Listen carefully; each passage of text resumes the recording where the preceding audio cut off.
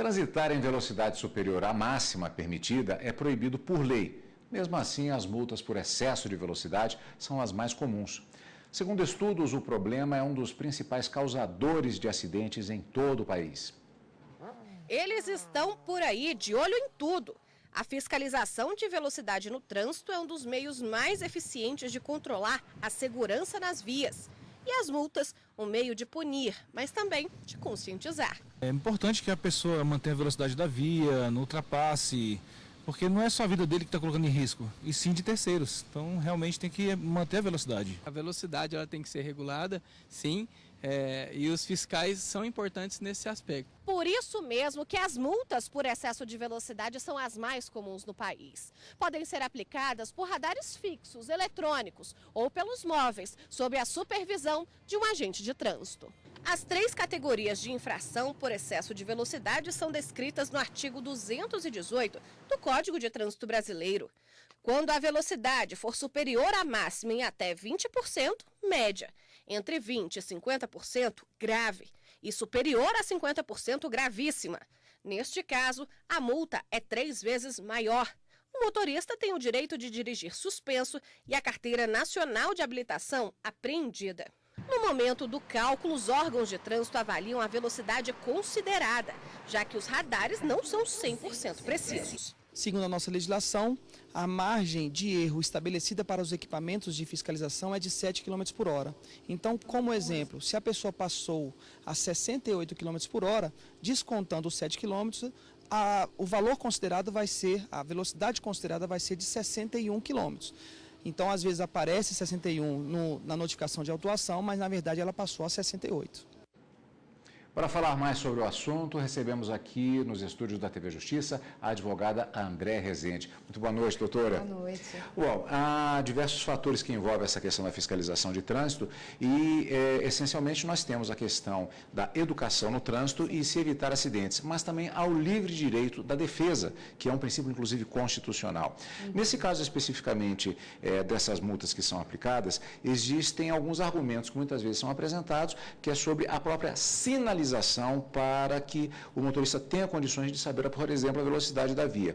Quando, por exemplo, não há uma placa colocada antes de um pardal, como nós chamamos aqui em Brasília, esse sistema de fiscalização, existe a possibilidade de se recorrer de uma multa? Sim, existe sim. Inclusive, como você bem colocou, o objetivo do Código de Trânsito é educativo. Então, como a prioridade, a ideia é de trazer a educação no trânsito, a informação ao condutor, ela é prioridade. O condutor, ele tem que saber qual é a velocidade da via que ele está utilizando para trafegar, né, com seu veículo. E quando, inclusive, o artigo 90 do Código de Trânsito, ele fala que quando não é devidamente sinalizado, aquele auto de infração é nulo. Então, as pessoas que forem autuadas por excesso de velocidade ou outras multas, onde na via não tem nenhuma sinalização, elas podem apresentar defesa aos órgãos, inclusive fundamentando com base no artigo 90 da ausência da sinalização. Outro ponto muito interessante que a gente tem visto algumas defesas terem provimento perante os órgãos são, por exemplo, faixas no meio das vias, né? Aquela poluição visual que atrapalha, inclusive, a sinalização no trânsito, você conseguindo registrar, provar que havia ali uma faixa, alguma coisa que atrapalhava uma árvore, que não permitia ver a sinalização, você consegue, inclusive, ganhar o recurso.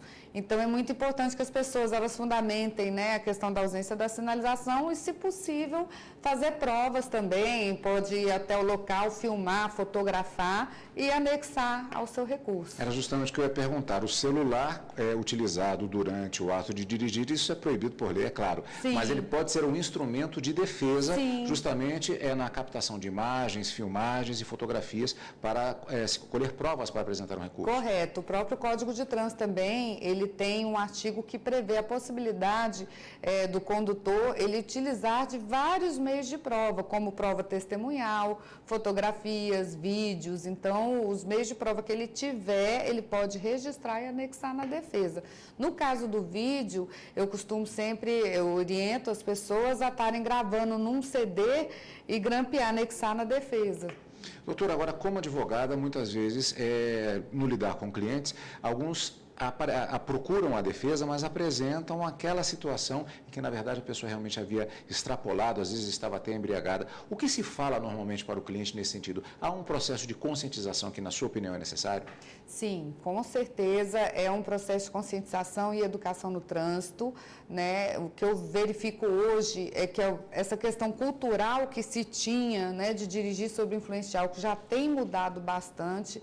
Graças a Deus, os órgãos de trânsito já passam a atuar em campanhas desde a escola, né, desde as crianças, mas ainda tem pessoas que dirigem sob influência de álcool e muitas vezes nos procuram, né, para fazer a defesa. Então, assim, além da questão de estar sob influência de álcool ou não, existem outros fatores que devem ser observados também no processo, né? Você deve observar o preenchimento do auto de infração, a abordagem do agente de trânsito.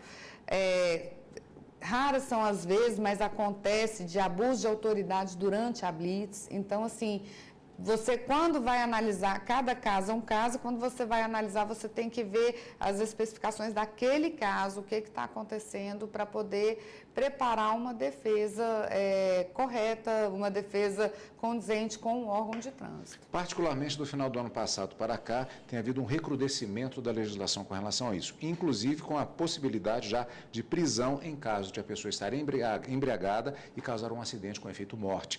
Isso é um alerta também que tem que ser feito nesse processo de educação. Sim, sim. Inclusive foi muito importante, né, a aprovação dessa lei.